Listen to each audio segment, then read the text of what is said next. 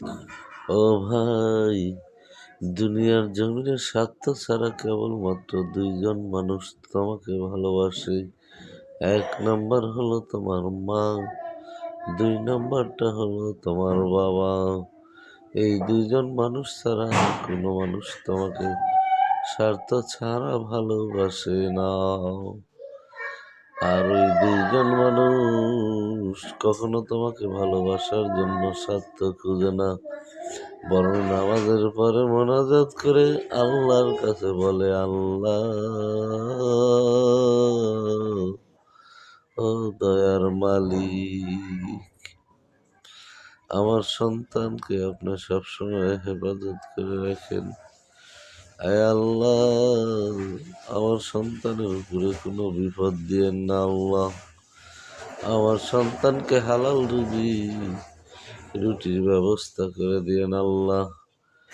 আমার এই ছেলেটার সময় বড় বেশি খারাপ চলছে, আল্লাহ তার সময়টা ভালো করে দেন।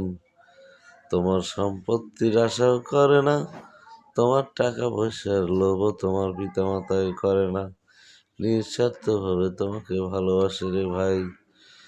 অথচ তুমি কি করো?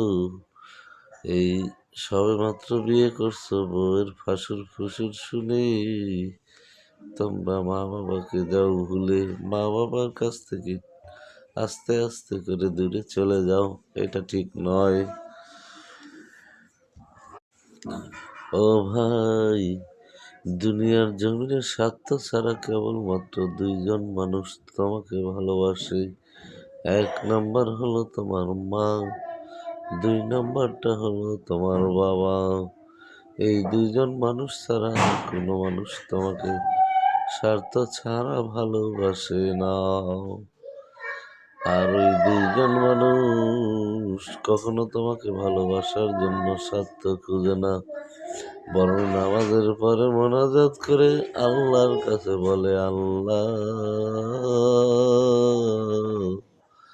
ও দয়ার মালিক, আমার সন্তানকে আপনি সবসময় হেফাজত করে রাখেন। আয় আল্লাহ, আমার সন্তানের উপরে কোনো বিপদ দিয়েন না আল্লাহ। আমার সন্তানকে হালাল রুটির ব্যবস্থা করে দিয়েন আল্লাহ। আমার এই ছেলেটার সময় বড় বেশি খারাপ চলছে, আল্লাহ তার সময়টা ভালো করে দেন।